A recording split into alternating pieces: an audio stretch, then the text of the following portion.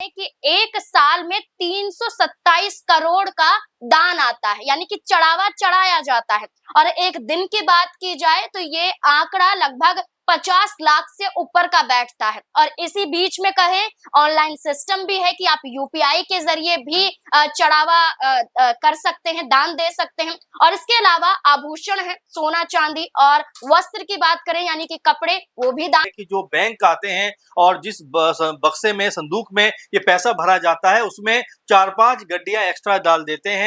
और ये भी कहा गया कि एक बार जब शक हुआ और जब संदूक खुलवाया गया तो एक संदूक में ही तकरीबन 5 से 10 कि भाई अगर मैंने सच बोल दिया तो हंगामा खड़ा हो जाएगा। अभी मुझ में सच बोलने की हिम्मत नहीं है, जिस दिन हिम्मत आएगी मैं सच बोलूंगा, क्योंकि इसमें कोई छोटे मोटे नहीं बल्कि वो कहते हैं कि इसमें बहुत बड़े लोग शामिल हैं, बहुत बड़े नाम हैं। तो जरा देखिए कि जो बात अखिलेश यादव, महाराष्ट्र, तमिलनाडु, केरल, तेलंगाना के बाद अब उत्तर प्रदेश, जहां अयोध्या में बने राम मंदिर में दान को लेकर एक बड़ा विवाद खड़ा हो गया है। और इसी विवाद पर आज हम चर्चा करने वाले हैं। और चर्चा करने के लिए हमारे साथ सीनियर जर्नलिस्ट अमन सर मौजूद हैं। सर, आपका बहुत बहुत स्वागत है। सर से सवाल लेने से पहले चर्चा कर लेते हैं कि आखिरकार विवाद कैसे खड़ा हुआ, इसके पीछे का कारण क्या है, और अब क्या यहाँ राजनीतिक मायने निकाले जा रहे हैं या राजनीतिक रूप से सवाल पूछे जा रहे हैं। हाल फिलहाल में अखिलेश यादव ने अपने सोशल मीडिया अकाउंट से पोस्ट किया, और पोस्ट के माध्यम से उन्होंने ये बताया कि जितने भी श्रद्धालु अपनी आस्था के साथ मंदिर में आते हैं, अपनी दिली इच्छा अनुसार दान करते हैं, उस किए गए दान की रकम को गायब किया जा रहा है। और इस बात की भनक किसी को नहीं, और खुद ट्रस्ट के लोग ये बात को छुपा रहे हैं, ऐसा अखिलेश यादव का कहना है। अखिलेश यादव ने सोशल मीडिया पर जैसे ही पोस्ट किया, वैसे ही राजनीतिक रूप से सवाल जवाब शुरू हो जाते हैं। कई नेता सामने आते हैं, कई चेहरे सामने आते हैं, और ये कहा जाता है एक तरफ कि जांच होनी चाहिए, दूसरी तरफ कहा जाता है कि अखिलेश यादव जानबूझकर निशाना बना रहे हैं राम मंदिर को। अब ऐसे में ये जो पूरा मुद्दा है, इसमें ये कहा जा रहा है कि सपा नेता ने ये खुलासा किया है कि जो दान की गई रकम है लगभग 7 करोड़ 5 लाख रुपए, वो गायब हो गई है। और इतना ही नहीं, ये भी सामने आया है कि जांच हुई और जांच के दायरे में 4 लोगों की गिरफ्तारी भी हुई है। इसी के साथ साथ जो राम जन्मभूमि तीर्थ क्षेत्र ट्रस्ट है, इसके जरिए ये कहा जा रहा है कि जांच होगी, और जो भी निकलकर सामने आएगा, हम खुले तौर पर कह रहे हैं कि गिरफ्तारी होनी चाहिए, जांच होनी चाहिए, और पूरी की पूरी जो बात है वो क्लियर होनी चाहिए, स्पष्ट होनी चाहिए। वो खुद ट्रस्ट के लोग ये बातें कह रहे हैं।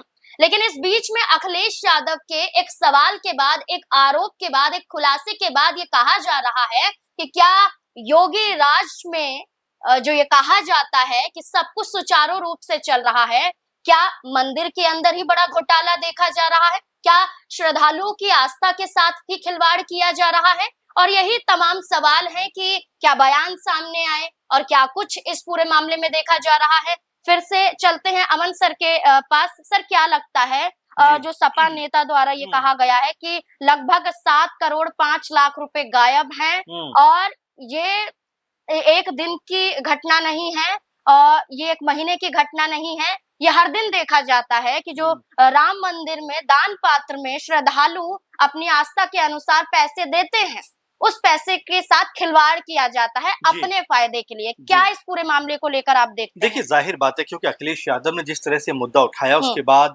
लगातार यहाँ पर देखेंगे बयानबाजियों का सिलसिला शुरू होता हुआ दिखाई पड़ा। अगर हम राम जन्मभूमि तीर्थ क्षेत्र ट्रस्ट के महासचिव चंपत राय की बात करें तो उन्होंने इसके ऊपर बयान जारी करते हुए कहा था कि ये मामले या ये आरोप जो है पूरी तरीके निराधार हैं और इसका सच्चाई से कोई वास्ता नहीं है। और तमाम तरह से उन्होंने अखिलेश अखिलेश यादव को ही कटघरे में खड़ा करता हुआ यहाँ पर दिखाया। लेकिन महत्वपूर्ण बात क्या है कि देखिए जिस तरह से ये पूरा का पूरा मामला सामने आया और जिस तरह से अखिलेश यादव ने आरोप लगाए, उसके बाद में आनन फानन में ये कहा जा रहा है कि आंतरिक तौर पर कमेटियां बनी, आंतरिक तौर पर पुलिस का भी सहारा लिया गया, कई लोगों की गिरफ्तारी भी हुई। ये तक कहा जा रहा है कई लोगों को राम मंदिर परिसर छोड़ने के लिए भी कह दिया गया। इसमें जो है कह सकते हैं कि जो कार्य करते हैं वो लोग हैं, जो सेवा भाव से आते हैं वो लोग हैं, लेकिन जिस तरह से उनका नाम इस पूरे मामले में जुड़ा तो उन लोगों से कहा गया कि भाई फिलहाल आप यहाँ से जाइए, आपको बाद में हम जो भी होगा बताएंगे। इस तरह की बातें कही जा रही हैं। अब ये कितनी सच है कितनी सच नहीं है ये आने वाले दिनों में पता लगेगा। लेकिन जिस तरह से आपने भी कहा कि अखिलेश यादव ने कहा कि लगभग रोजाना का ये पूरा मामला है। ये भी कहा जा रहा है कि जो बैंक आते हैं और जिस बक्से में संदूक में ये पैसा भरा जाता है उसमें 4-5 गड्डियां एक्स्ट्रा डाल देते हैं। और ये भी कहा गया कि एक बार जब शक हुआ और जब संदूक खुलवाया गया तो एक संदूक में ही तकरीबन 5 से 10 लाख रुपए एक्स्ट्रा निकले, यानी कि आपने अगर मान लीजिए उसमें 50 लाख रुपए रखे तो उसमें 60 से 65 लाख रुपए निकलकर सामने आए। तो ये अपने आप में बात आ रही है कि अगर रोजाना इस तरह का मामला चल रहा है तो आखिर ट्रस्ट के लोगों ने इसके ऊपर कोई एक्शन क्यों नहीं लिया। सीसीटीवी कैमरे पूरे राम मंदिर परिसर में लगे हुए, तो क्या कैमरों में ये सब चीजें कैद नहीं हुई? अब इसको लेकर अब देखेंगे राजनीति भी चरम पर पहुंचती हुई दिखाई पड़ रही। क्योंकि उत्तर प्रदेश में चुनाव भी है तो जाहिर बात है कि इसको उस तरह से भी देखा जा रहा है, क्योंकि अखिलेश यादव ने जो गंभीर आरोप लगाए हैं। अब यहाँ पर अगर देखा जाए तो ब्रजभूषण शरण सिंह ने एक बड़ा बयान दे दिया है, जो बीजेपी के नेता हैं, पूर्व सांसद भी हैं, ये कहते हुए दिखाई पड़े हैं कि भाई अगर मैंने सच बोल दिया तो हंगामा खड़ा हो जाएगा।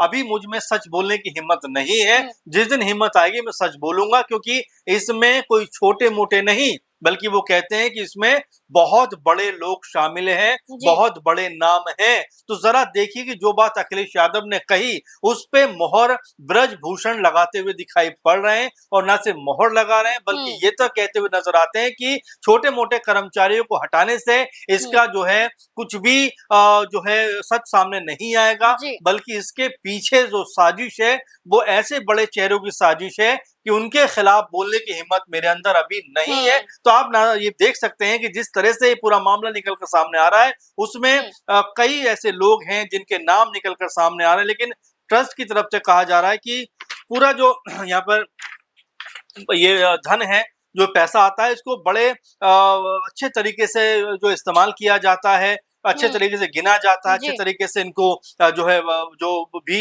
नकदी होती है उसको बक्सों में कैद किया जाता है। जी सर, अगर बात करें ना सिर्फ अखिलेश यादव बल्कि ब्रजभूषण भी यही बात दोहराते हुए नजर आए कि वाकई घोटाला हुआ है और कई लोग इसमें शामिल हैं।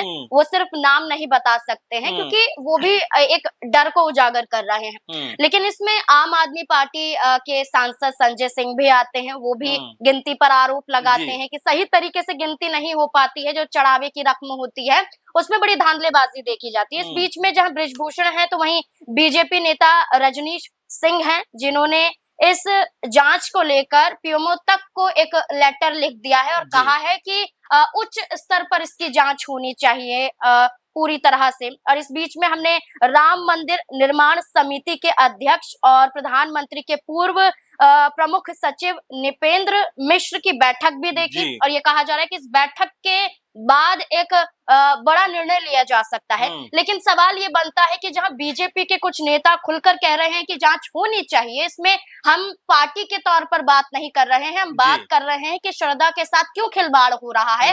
तो वहीं उत्तर प्रदेश के उप मुख्यमंत्री ब्रजेश पाठक अखिलेश यादव पर निशाना साधते हुए नजर आते हैं।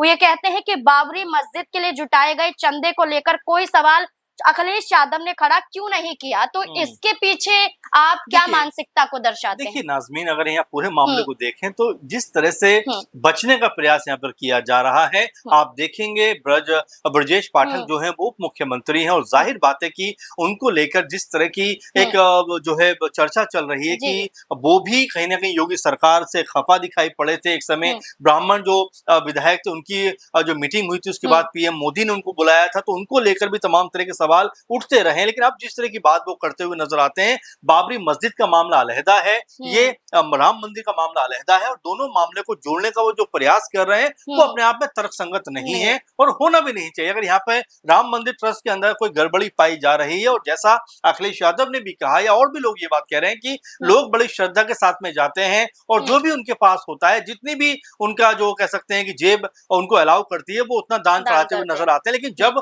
इस तरह की खबरें सामने आती हैं कि वो दान जो है वो चोरी किया जा रहा है या उसका घोटाला गबन हो रहा है और राम मंदिर जैसे परिसर के अंदर कुछ लोग इस तरह के काम को अंजाम दे रहे हैं, तो जाहिर बात है कि मामला बड़ा बन जाता है। आप ये कहकर कि भाई उस जगह पर ऐसा हो रहा है, उस जगह पर ऐसा हो रहा है, अपने कह सकते हैं जो आपकी जिम्मेदारी होती है उससे आप बच नहीं सकते, और ऐसे वक्त पे इस तरह का बयान देना कहीं ना कहीं भावनाओं के साथ भी खिलवाड़ करना है। और जो बात कही गई है और जो बात निकलकर सामने आ रही है वो लगभग एक जैसी दिखाई पड़ती है। जो बात अखिलेश यादव ने कही, अब अगर देखें तो हालांकि हम पूरी तरह पुष्टि नहीं कर रहे, लेकिन जो खबरें निकलकर सामने आ रही हैं ऐसा लगता है कि अखिलेश के बयान में और जो खबरें सामने आ रही हैं काफी हद तक समानता दिखाई पड़ रही, क्योंकि इसमें करोड़ों के हेरफेर की खबरें हैं। अब जाहिर बात है कि जब जांच होगी, जब ये मीटिंग होने वाली ये होगी, तब पता लगेगा कि आखिर कितना करोड़ रुपए का गबन किया गया, हेरफेर की गई है और कौन से बड़े चेहरे इसमें इन्वॉल्व हैं। क्योंकि ब्रजभूषण शरण सिंह ने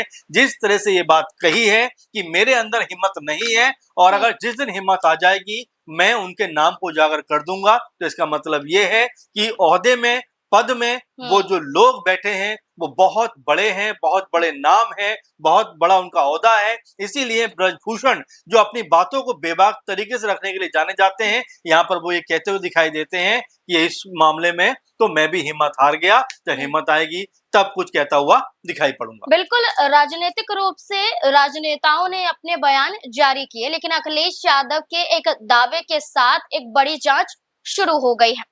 अगर रिपोर्ट के अनुसार बताएं तो मंदिर के लिए 3 ट्रस्ट हैं और इसी के साथ साथ अगर जो दान देने का सिस्टम है वो इस तरीके से देखा जाता है कि मंदिर में 20 दान पात्र हैं और वहां दान दिया जाता है श्रद्धालुओं के द्वारा, लोगों द्वारा, और इसके बाद एक ऑनलाइन रसीद बरामद होती है और इसी में जो राशि होती है, जो दान पात्र में जो रकम होती है, इसकी गिनती करने के लिए बैंक के कर्मचारी लगे होते हैं और इसमें लगभग 11 कर्मचारी शामिल होते हैं और यही कहा जा रहा है कि ये प्रोसेस है पूरा और इसी प्रोसेस में कहां यहाँ पर गड़बड़ नजर आ रही है, इसी की जांच होगी। अब ऐसे में एक रिपोर्ट सामने आती है, ये बताते हैं कि एक साल में 327 करोड़ का दान आता है, यानी कि चढ़ावा चढ़ाया जाता है और एक दिन की बात की जाए तो ये आंकड़ा लगभग 50 लाख से ऊपर का बैठता है। और इसी बीच में कहें ऑनलाइन सिस्टम भी है कि आप यूपीआई के जरिए भी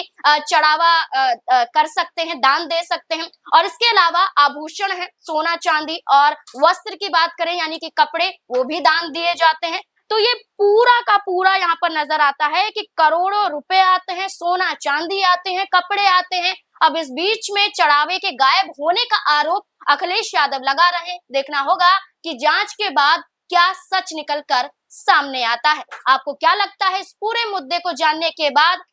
आप भी अपनी राय हमारे साथ साझा जरूर करें। धन्यवाद।